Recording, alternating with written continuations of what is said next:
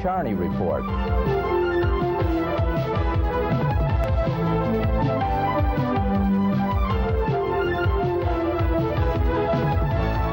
And now, here is your host, Leon Charney. Welcome to another Leon Charney Report, and we're going to discuss politics tonight, sports, economy, the financial conditions of the market, the Pacific Rim. We'll stay away from Israel, not because we want to stay away, because we've given you too much on Israel already. You need a breather. Who else could do that? Take your pick. We'll give you 5 seconds. You're right. It's Bob Tisch. Thank you, Leon. Bob, welcome. Our yearly walk around the world. You're into the Giants. We know that. We're going to get into it very heavily. But more importantly, the market's collapsing. The Pacific Rim is going down. Japan's in terrible shape. You and Larry Tisch are probably one of the best investment teams in the country. Warren Buffett may be upset, but I don't care. No, Warren is great. What's going on? We think the market's awfully high. It went down 150 today, just about 100. Well, today's Wednesday. And it may go up by the end of the week. Right. It's amazing the jumps that it's taking. But do we have real problems in Southeast Asia and Japan? I mean, it's a big issue. I think they have, those countries have real problems. When it's going to turn around and how it's going to turn around, I guess nobody really knows. We can't get a feel of it. But corporate earnings are going to go down because a lot of tech stocks were selling over in the Pacific Rim.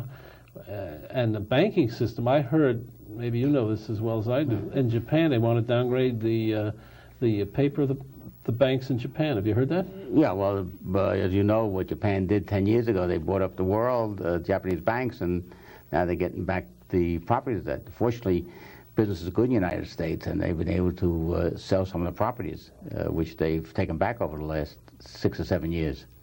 They would be much worse shape if, with a newspaper today about the Chrysler building, which is owned by one of the Japanese banks, that there are many bidders for it, which would not have been the way 4 years ago. So if you were advising my audience, which is pretty sophisticated, would you tell them to be in bonds or stocks now? Well, we believe that you have to be very careful, and we think that you're better off in bonds at this time. Obviously, we don't make all the right decisions or all the right statements, but we think that the market is awfully high. Explain to me if you can. I mean, you invest practically every minute. Every morning you guys are investing billions of dollars. You do it viscerally on your gut feelings, or you have obviously have a big team there, and yeah. They all advise you. And I've been to some dinners with your brother, with the Federal Reserve guy here. Yeah. But at the end of the day, isn't it a call viscerally? Well, there's a big team who were feeding into a couple of people, which is headed by my nephew Jim Tisch, and he and 2 main senior advisors decide the overall picture of what they want to do for the insurance company, which is our biggest investments. And they send it through their guys who are right around them, and they work to that point. Do you personally get nervous if you see the Dow Jones drop 500 points? Do you care personally? I don't get nervous if it goes up or it goes down, because if you did, as you know, Leon, you've been involved with for many, many years. It's not an enjoyable life if you take it that seriously. So basically, real long-term investors don't get nervous with the gyrations of the market. You can't. There's just too much going on, and if you start to let it eat at you, then you're not going to be around too much to enjoy it. Do you believe in this asset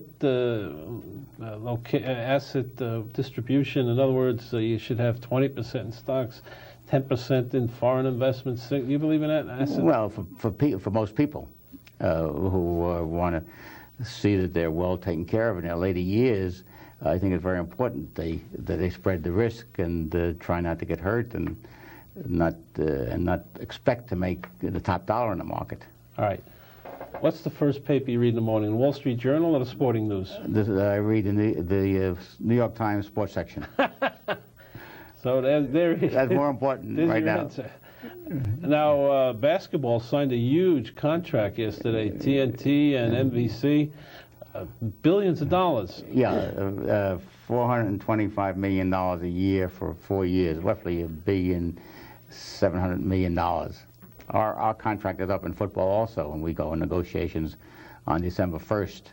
With the basketball contract, it bodes very well for football. Would have been very well. I mean, you do higher in ratings than... oh, yeah, substantially. Substantially higher? Well, they have, well, I guess, they have 82 games, and they have 2,400 games.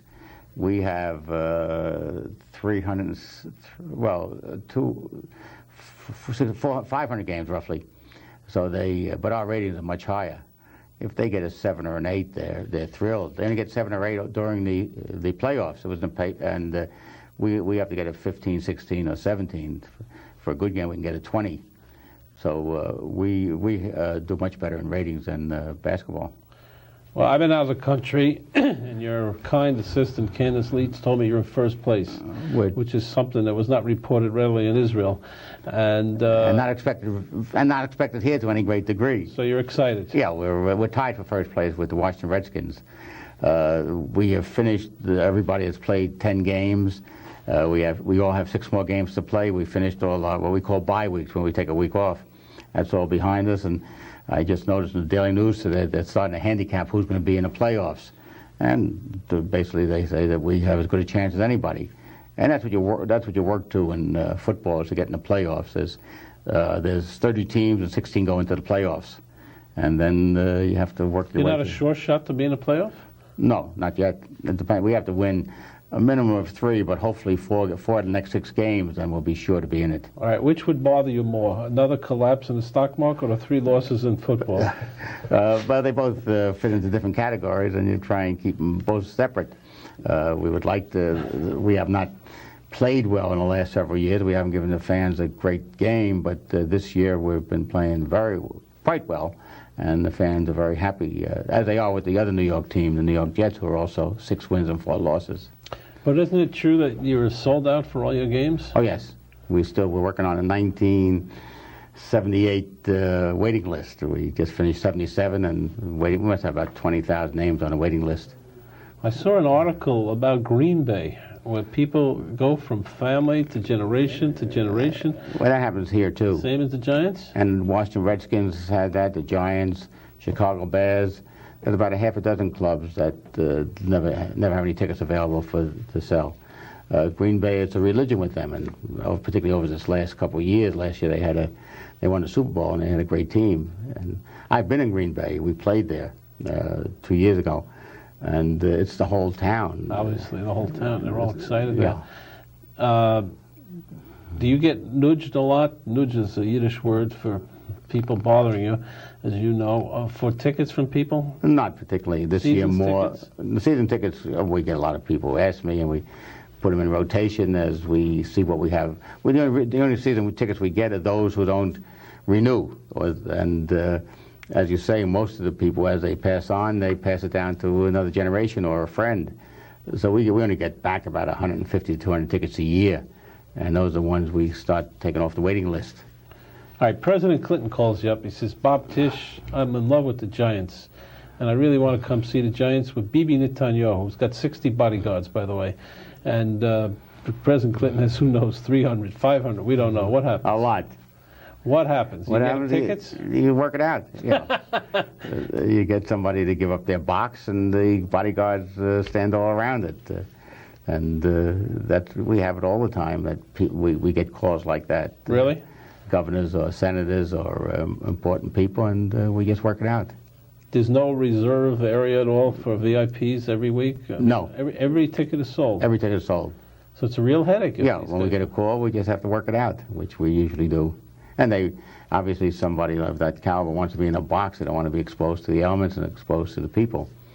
So, as I say, we just... Well, you're in a box your whole way up, right? Not in the Giant Stadium. We have 2. We're building new ones, which are higher, but right now we're on the 68 we have now are on the mezzanine level. Really? The new ones will be on the upper stands, which will be finished for the public on July 1st of 1998. So if I went to a Giants game and I was your guest, I wouldn't freeze? No. We don't believe in freezing in the Giants. Plus, the weather's we've been very lucky with the weather. What's the average ticket price of the Giants game? We're averaging, including tax and the service charge we have to pay to stay in New Jersey, about $37. That's it. Net about $33 because we have to pay the sales tax on that and also a service charge. Now, we discussed this last time, if you remember, but at the Knick games, if you want to sit on the floor, you pay $1,000 a ticket? More this year. I think this year they went up to $1,200. Is that, what do you feel about it? Isn't that exorbitant, Bob? It's very high. There's, and you have to pay for 43 games. There's 41 regular season games, and you have to take it for two preseason games. Plus, when it gets to the playoffs, it's higher yet. The first playoff, I think, it's $1,500. Really? Do you ever go to Knick games? Oh yeah. We have the Giants have tickets and I haven't gone this year so far. I wait till after the football season. I can. You sit in the mezzanine or the floor? No, I don't sit in the floor. I sit decent seats. See, that's why he makes money in the market. He doesn't go overboard. Bob, if a man were to invest in sports today, could he make any money? Not really. Or you make a small return on your investment. In basketball, I said in the paper today, 16 out of the 30 teams will lose money last year. It's a vanity business, and they will, and we will, and the baseball will. Whatever we get from the networks will. First of all, in our case, 62% goes to players right away. That's our labor agreement, and the other 38% will the 30 of us will figure out a way to spend it, and by not possibly next year, but the year by '99, we'll figure out a way to spend it.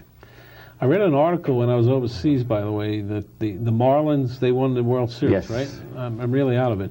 And the fellow owns the Marlins, Heisinger, I think? Wayne Heisinger. He owns the Marlins, he owns the football team, and he owns the hockey team, which is 70%. Now 70% he sold, 30% off to the public. But he wants to sell the Marlins, I heard. He did a hell of a job, and this is only the 5th year in the baseball world. And they bought a lot of players. They had a $68 million payroll, and they won the World Series. Now, they're in the process of reducing their payroll. They want to get under $20 million for next year. The problem is that they had there, and it's surprising, that their attendance was not good. And as you know, there's a tremendous amount of Hispanic people and from Latin America, Cubans, Puerto Ricans, Dominicans, and they just never got their attendance up, except for the World Series. But they were only running about 25,000 for the other games, which is not good. Would you buy the Marlins? No. I'm set on football, and that's the only sport I want to be in and I want to stay in. Was that always a dream to own a football team? Oh, it's everybody's dream, Leon. Everybody, young personal. Well, I dream about Camp David. I know, but sports are it's an exciting world we live in, and sports are very, very exciting, particularly when you win. It's a little more enjoyable when you win than when you don't win. I know I've gone through 4 years of not winning. Now, you walk into the Regency Hotel on Monday mornings and have one of your power breakfasts. When you lose, do they rib you, the people? No, people have been very nice. I really have to say I have no, people say, are they angry?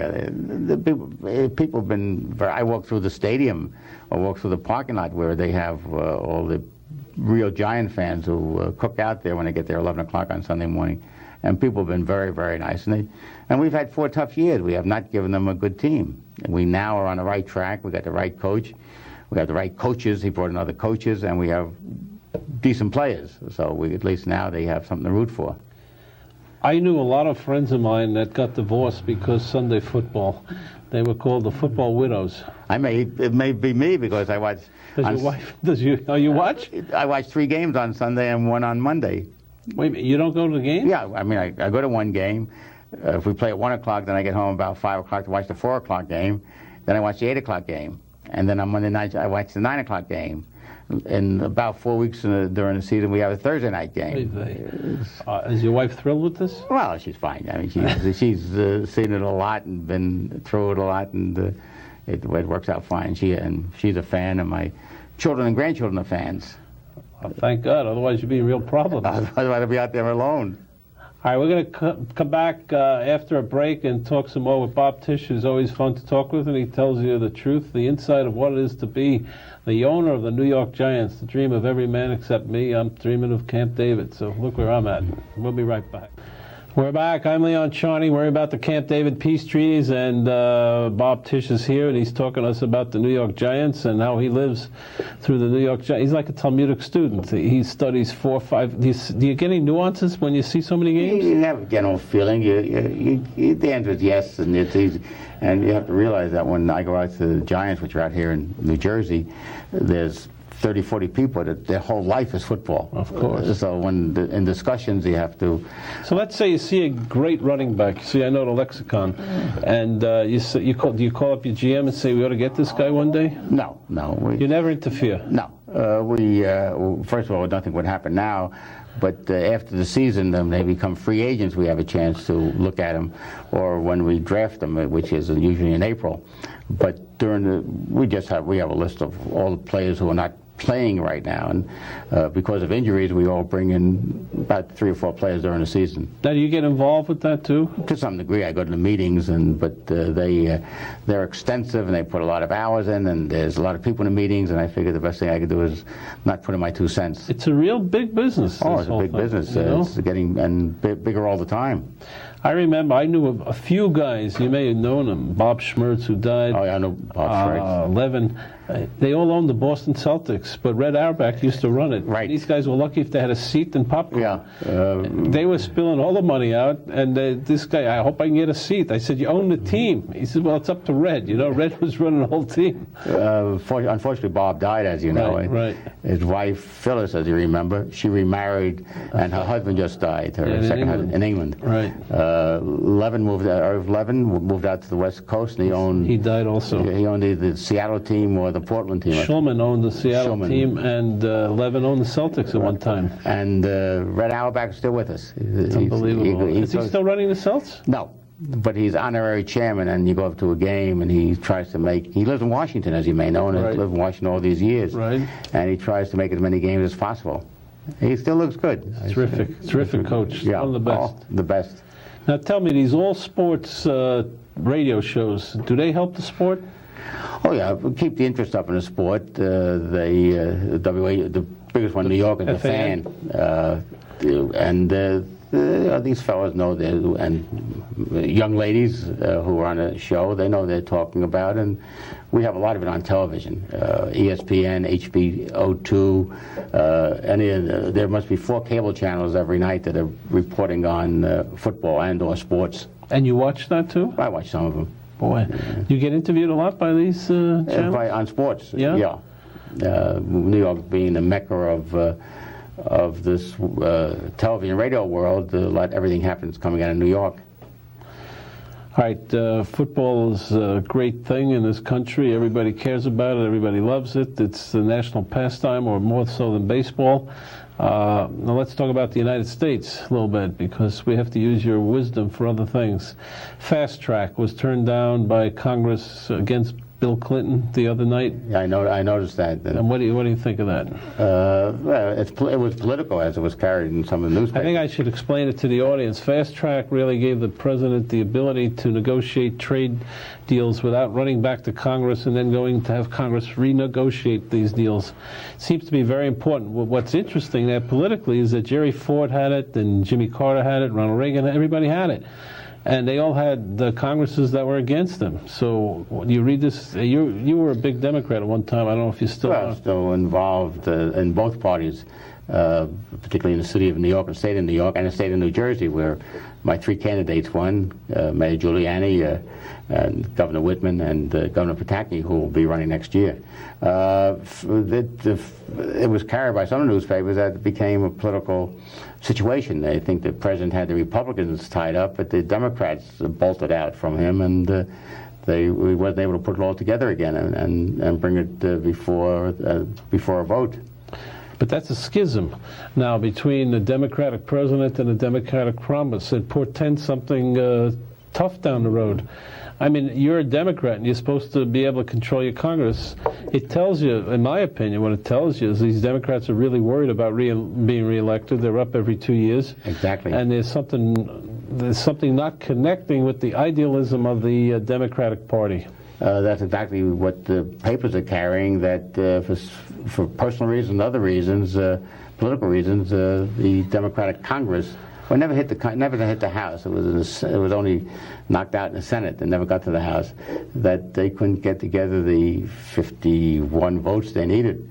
And they had the Republicans, but they couldn't get the Democratic congressmen, Democratic senators. Yeah, but you know Clinton. I know Clinton. He worked real hard on this thing. He does not like to lose. I mean, this guy is terrific as a political person.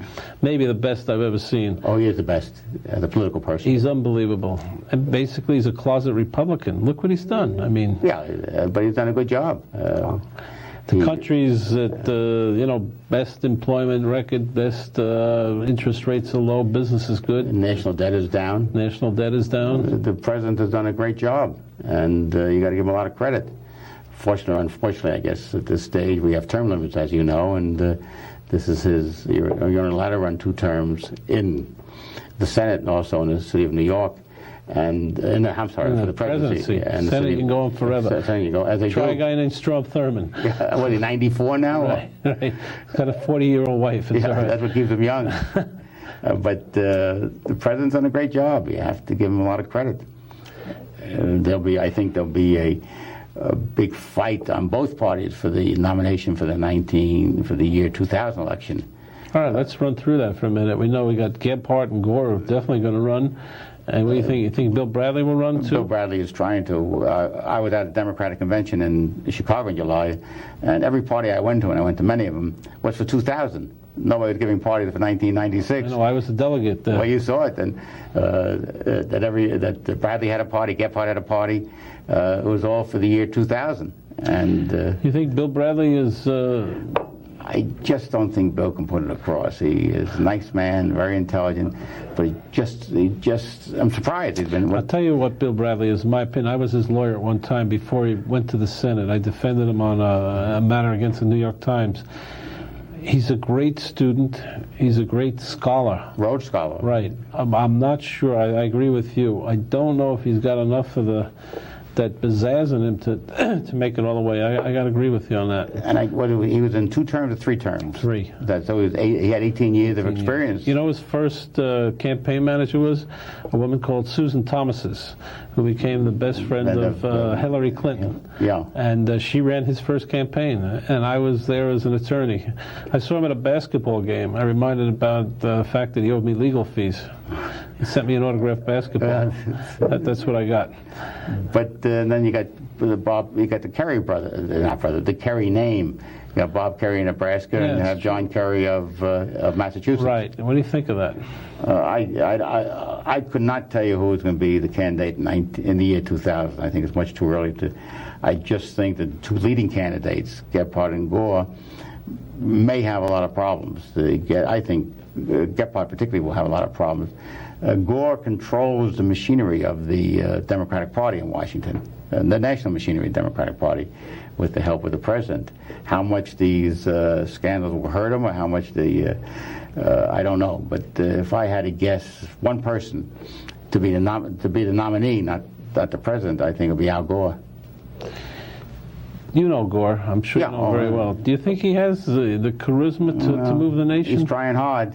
He's trying hard. You try hard to have charisma? Yeah, at least I don't know if you've seen him speak lately. He has a whole new routine as a stiff guy and makes fun of himself. He did it at the convention, don't you remember? Yeah, but he started more in the so Macanera all exactly. the time. The Macanera. Well, more so in private, and when he speaks to live audiences, he has a whole new shtick, as they say, and he's trying. But you know, Bill Clinton, he feels your pain.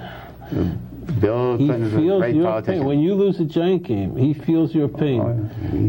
He's a great politician. When you meet Clinton, as I'm sure you have many times, when he shakes your hand, you think you and he are the only people in the universe. He's the best at it. I've never seen anything like it. I knew Jimmy Carter could do that in private, but not to the extent. Clinton is unbelievable, and how deft he is in interviews. I saw the interview he did with Tim Russert on this Sunday, the 50th anniversary of Meet the Press. He was fantastic. Oh, no question. You can't pin this guy to anything that he doesn't want to be pinned to. And you remember 8 years ago he made the most terrible speech in the Democratic convention. That's 12 years ago. 12 years ago. Right. Now we're in 20 minutes of... But he feels your pain now, Bob. No question, he's a great politician. The Republicans have their own problems. There are several Republicans. Governor Pataki is out collecting money as. I think he's a sleeper. No. Well, I don't think so. I just think that just because you win hopefully the second election as governor, it's pretty hard to, in my opinion, because there are 26 or 28 Republican governors, there's 30 Republicans, 55 Republican senators. Everybody thinks that they're going for that brass ring. I think that I have no idea who the Republicans will. Well, Powell said yesterday that he would not run. Oh, he did say that? I didn't. He announced it publicly that he does not want to go to elective office. He's happy making $100,000 an appearance, and he doesn't really want to be. But he's a political person now, so you can't tell. He could drift. No question. He's really a very attractive guy. I've seen him speak personally on several occasions. I mean, he really is like Bill Clinton. He gets right into you, and he has a great feeling. And I think he's very, very capable in what he does and what he says. People change their minds in political offices. Wilson out in California? Yeah, I know him when he was a senator. I was postmaster general when he was we were watching at the same time. And in that about 8-9 years ago, he was at the Super Bowl when it was in San Diego. And so I got to know Pete Wilson quite well. I don't think he could put it across on a national picture. He looks harsh sometimes. Yeah, he comes off harsh. Yeah, he was senator for 18 years and governor for 8 years or 12 years, I'm not sure. But there are a lot of them out there. I have no idea. Do you know Connie Mack? I know of him more than I know him. John Engler from Michigan? I know of him also. But I think it's much too early. I think Republicans have the same problem the Democrats have. They don't, at this stage, I don't think they have a candidate. I think they'll be... All right. Why did Ruth Messenger lose the election other than she got less votes? Anybody would have had a tough time against Rudy Giuliani. He has done a great job in the city of New York. The city of New York has never been, in my opinion, better run. I mean, I know that there's machinations going on, but he's done a great job. The business is excellent. I got to agree with you. I think he's terrific. I think he's done a great job. But can he go to national office? I think he'd have difficulty. And yet I think he's done a great job as a mayor. I've seen him, I saw him at the marathon when he was, and I saw him election night. He's gotten much warmer. I don't say much. The kid would say much cooler. He's been able to, and he's come a long way since when he ran for the mayor of New York the first time 5 years ago and lost, and then 9 years ago and lost, and then 5 years ago when he became mayor. He's come a long way, and he's done a great job, and the people in New York are very happy, and they should be. You think Ruth Messenger was... I felt sorry for her at the end, didn't you? Well, a lot of people did. And a lot of people voted for her because they wanted their name to appear on a Democratic line. And Ruth, a lot of people liked Ruth at the end. She had a tough job, and I think she handled it very well. What she's going to do in her next life, I don't know. She says she's not finished with politics. She may work for Loews. It could be. It could be. You got Candace. You don't need That's Ruth. Right. We have the senatorial race coming up here. You've got Mark Green, Charlie Schumer. All these guys won against Big Al D'Amato. What's your guess on that one? Well, I think it'll be a tough primary. Democrats are going to spend a lot of money on a primary. And then Al is a great campaigner. I mean, he's proved it. What was it, 12 years ago he beat Jack Javits, and 18 years ago he beat Jack Javits, and then he won against Geraldine Ferraro 6 years ago, and I forget who he ran against 12 years. Bob Abrams, I guess, was 12 years ago. Bob Abrams or Liz Holtzman? I don't remember. Yeah, one of the two. I think, and D'Amato, you can't sell him short. He's a great vote getter, and he's done a lot of things for a lot of people in the state. What do you think about the Swiss banking business? Al D'Amato took a very big stand on that. He was on this show. He broke open the Swiss bank accounts that weren't paid to the refugees or to the Holocaust victims. Very, very tough issue. And I think that he deserves a lot of credit. I mean, that's 50 years since, 47 years since the end of World War II. And Al got into it and broke it open, and As you can see by there, it looks like the Swiss banks, under great prodding, are starting to repay some of the money that was taken from some of the people, the Holocaust victims, or to their families, I should say. And I think Al deserves as much credit as anybody does for what he's accomplished. But you and Larry are very involved in Jewish affairs. I mean, you've supported the UJA, the federations. I mean, you're synonymous with giving and to Jewish philanthropies, and also obviously a lot of others. You know, NYU, and go down a whole list of them. I'm sure I can't even name them. What do you feel about these Swiss banks? Are you upset, annoyed? Do you want to deal with them? How do you want to handle these guys? Well, there were different people then, 48 years ago, than now, who caused the problems. And the question is the recognition factor, though. They didn't want to recognize. I had Alan Hevesy on the show, the controller of New York. Good guy. And he said on this show that he stopped taking or making overnight deposits with Union Bank of Switzerland, UBS. He was really angry at them. He said Swiss Bank was a little bit better, but he was very angry at UBS. People like you who control billions of dollars. We, not because of this, but we have not done too much work with out-of-the-country banks. I mean, it's just been, we have most everything we've done, and I'm going back for the last 20 years, has been with investment bankers or commercial banks in the United States. So we never had a big position of any type in out-of-the-country banks. So we're not, and obviously we stay with that position. There's I don't know how to say this. There's a problem with an insurance company, many of them, that also did not fund to victims of the Holocaust, and that's a new area that's going to be open now. I don't know if you've heard about it. No, I have not heard about it. I have a man who called me from Italy, Generalissimo Insurance, I don't remember the name and I don't want to say it incorrectly, who wants to come on this show and be able to talk about it and say that he's created a fund to, in a sense, take over the problems that his company had 40, 50 years ago. And what you're seeing is a lot of these funds being established. I assume they were all foreign insurance companies that we're talking about. Yeah, it's Italian. This is Italian, maybe Swiss. Incidentally, this one was founded by Jewish people, and I think it was taken away by the Nazis. But I have to check it out. The Mussolini group, and yeah. But we have a major position in the United States Insurance Company, and I was out there last week for meetings. I don't think any United States insurance companies are affected. I don't know. I don't think so. No.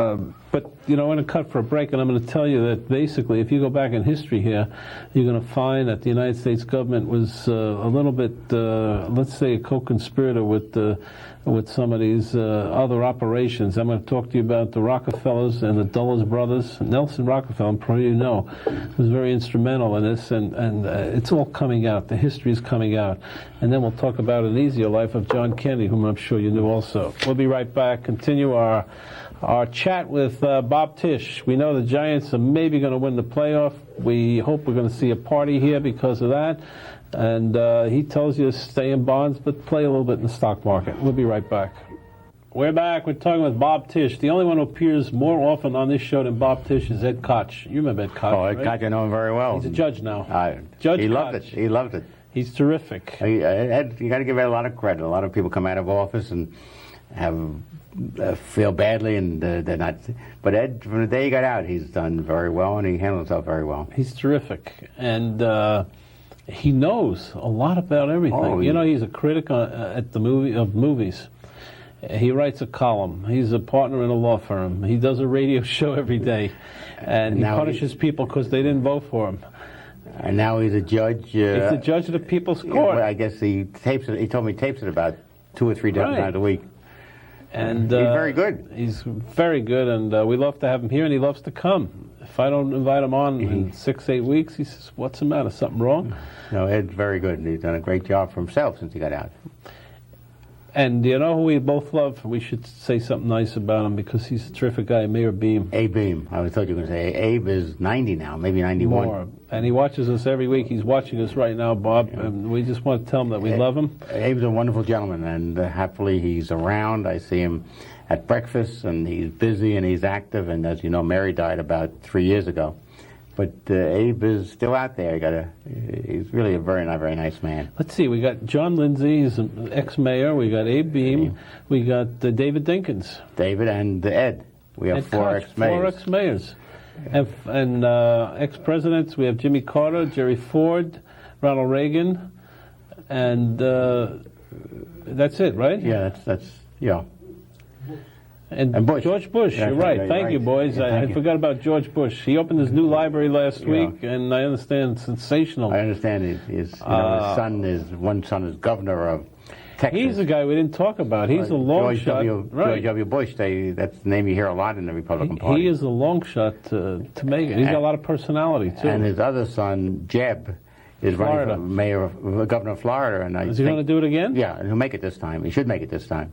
Last time he ran against Lawton Childs, right? But now it's Buddy McKay, who was the lieutenant governor. Who, my understanding is that Jeb should become the next governor of Florida.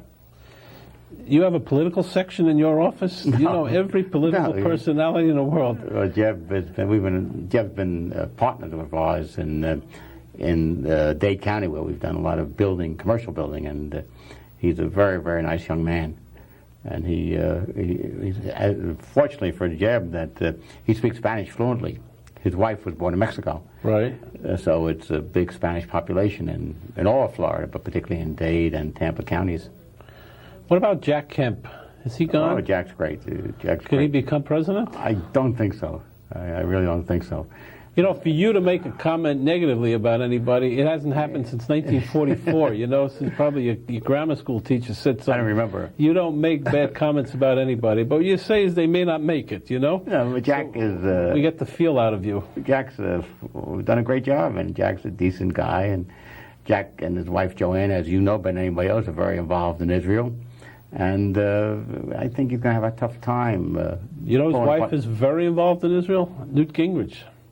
I had heard that. His wife has a paid position with a firm that I think it's quasi-Israeli and American firm. I'm not sure, so I don't want to say, but I know she's she's very involved in Israel. It's interesting. Yeah, and but Jack, I think, anyway, had a tough job in the Republican Party pulling the two ends of it together.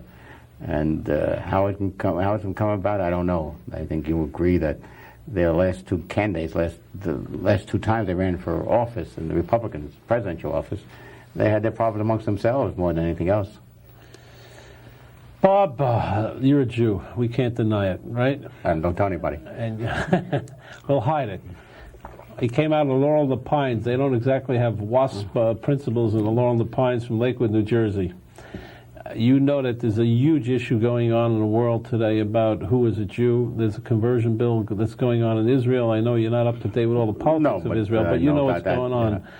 What do you feel about this? I think it's wrong, and I think that it's going to, as you know, the Prime Minister is coming over here, and I think for a week or 8 days, right, and basically to see if he can solve some of the problems that the conservative and reform people, the Jewish people in this country, feel about the very religious taking over a goodly part of Israel. You know it better than anybody who just got back last week. Right, I can explain it.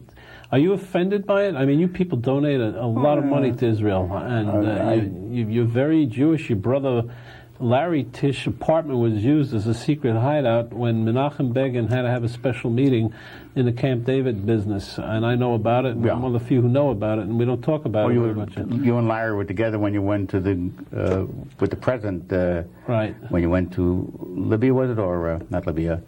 When you went over to Israel, right? Several years ago. Yeah, but you people are identified as a Jew of Jews. And you give tons of money, you're involved in a UJA and a federation, whatever it is. I mean, do you feel that now you should be excommunicated from Israel? Well, I never feel that you can give up altogether. You just have to keep trying to make it better. I mean, I feel that... Do you ever discuss this with Larry? Oh, yeah, we do. And Larry's sons and my They're children. Very involved. Your whole family's involved. My nephew, Jimmy Tisch, is head of the UJA Federation. Right. Andy Tisch is one of the machas of UJA overseas. It's sad. I think that the Jewish people throughout the world, particularly the United States, are going to resent it, and I think it's going to hurt Israel by their by what they can do to help Israel, not only financially, but in their influence, which is tremendous, which is very large. And I just think that the Prime Minister is coming over here to spend that 7 days or so, which is very important to him, to try and get the American Jews to work with him to a greater degree as Israel goes forward. Dory Gold, the ambassador from Israel to the United Nations, was on our show last week, and he explained it as follows. It used to be that Ben-Gurion made a status quo, which meant that if you're Reformed or Reformed Jew or a conservative Jew and your wife was not Jewish and she converted outside of Israel, if you came to Israel, you would be accepted in Israel. And what happened now is they try to codify that into a law. And the Shas party, which is the very religious party there, will not accept conversion by conservative and the Reformed Jews in Israel. So his idea, or what he's saying, is why disunite the people over that item?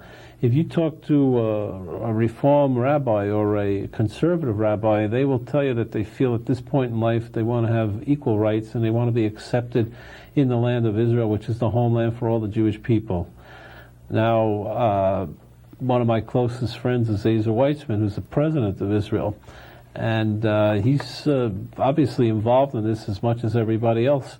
I think what's happening, Bob, is there's a bit of right-wing feelings all over the world today.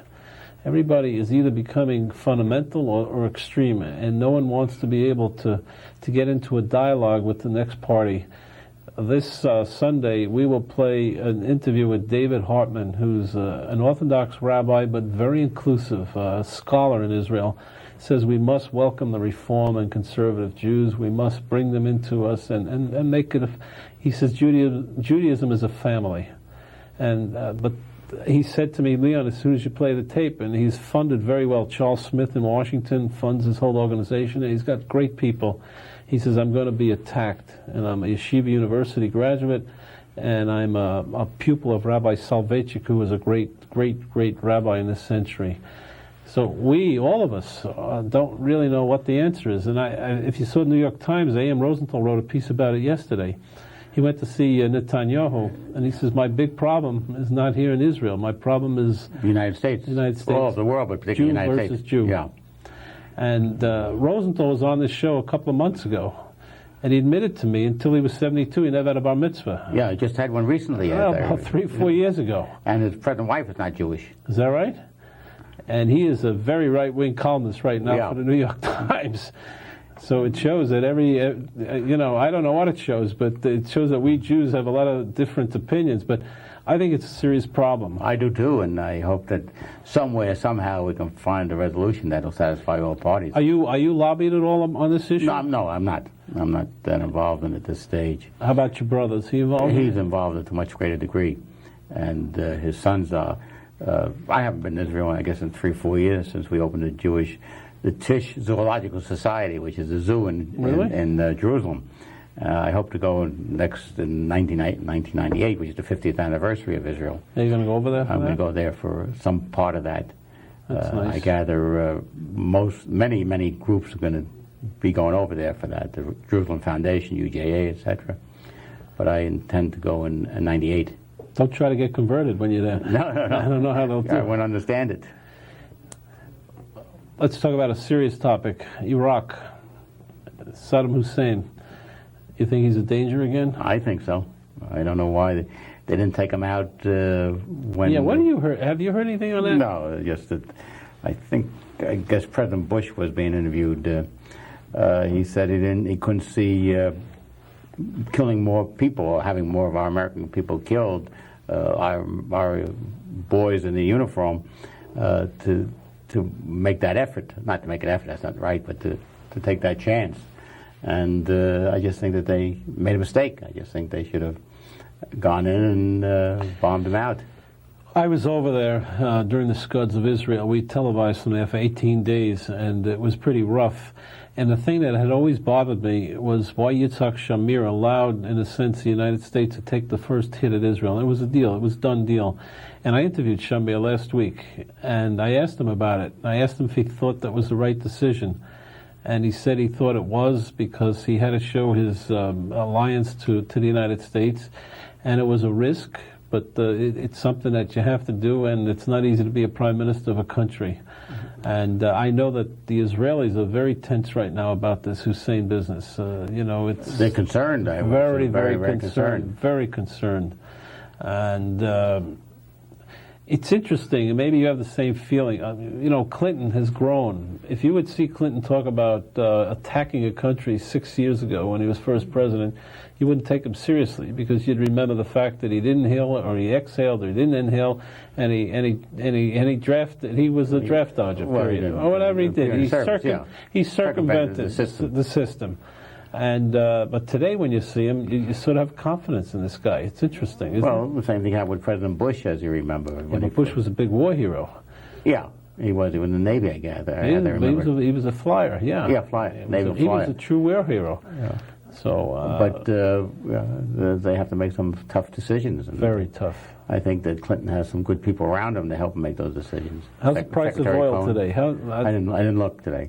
That'll tell you a lot. The indications with oil tell you about how nervous the world is about. All I know is they're using a lot of oil in this country. Oil consumption is going up tremendously. I would take a break, and we'll come back with Bob Tisch.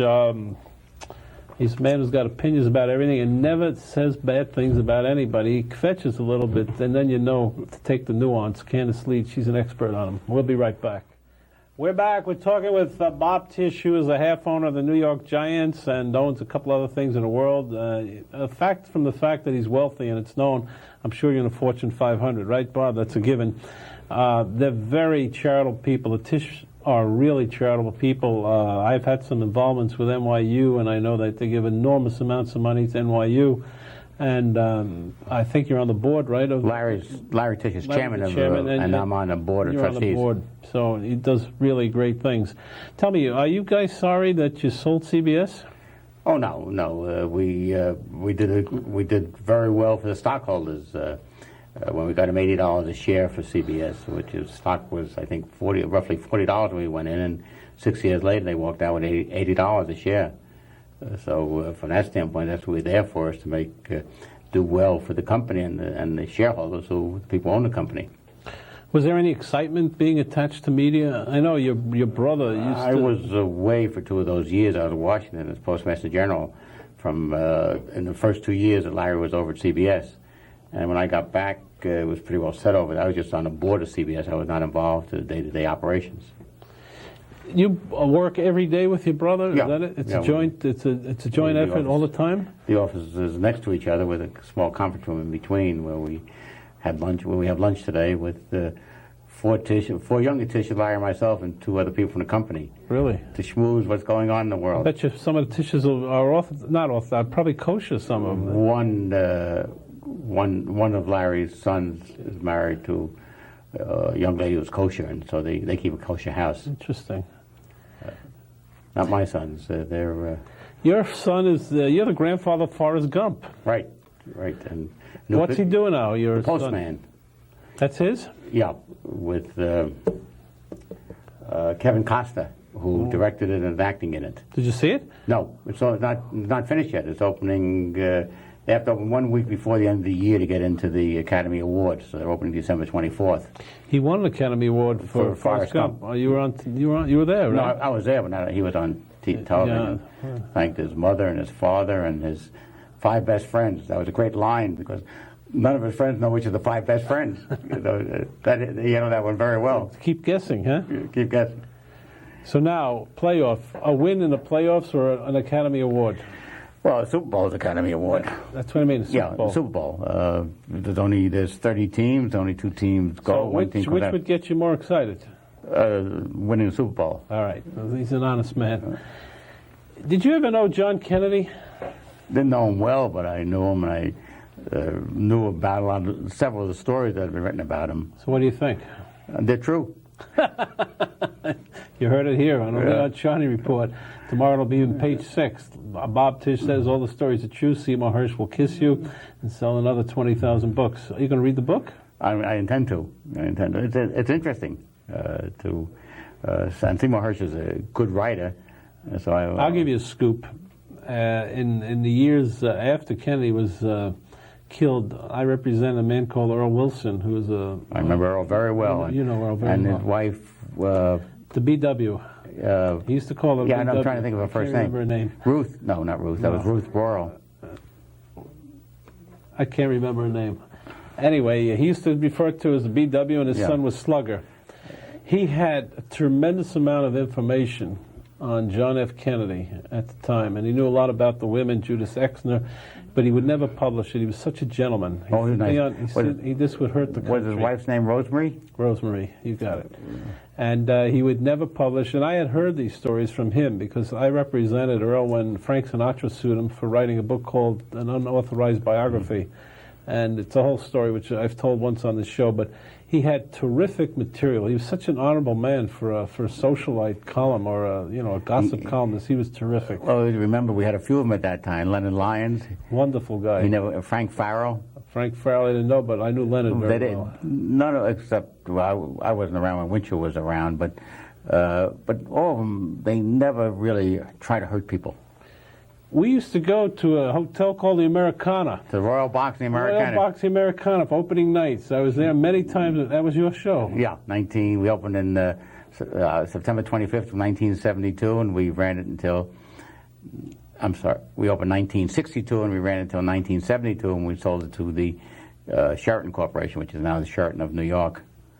That was a pretty fancy nightclub. You had some very good acts there. Yeah, we had great acts. As you remember, that's when we had 4 nightclubs in New York. The Copacabana. That was yours? No, I mean the city of New York had 4 nightclubs. And Barbara Walters? 5. Lou Walters' Latin Quarter. Right. We had the Empire with the Empire Room in the Waldorf. Right. The Persian Room in the Plaza, and the Royal Box in the Americana. Right. You're right. Why did that all disappear? The whole country has changed. In Chicago, there were 2 or 3 great nightclubs there, and they're all closed. And Los Angeles is the same thing. It's a different world today than it was you think it's back in the 60s. Television, is that television? A factor?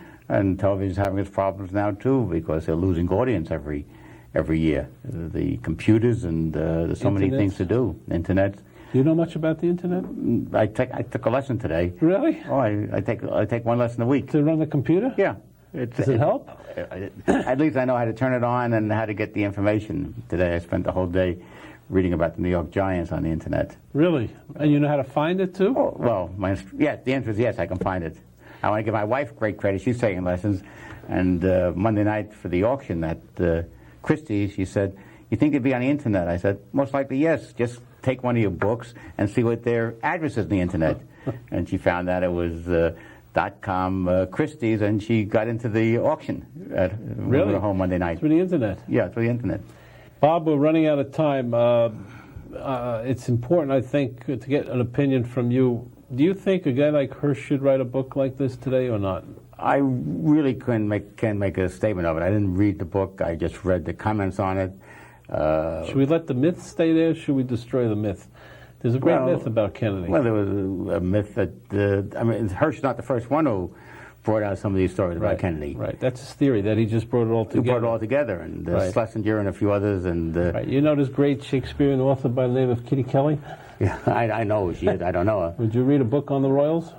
The one, you mean, coming out? It's out. I haven't read it, no. Would you? I don't. I'm not that involved in English history or English life. I'd rather read about Americans. You used to have a hotel over there. Yeah, the Churchill Hotel, exactly. Right.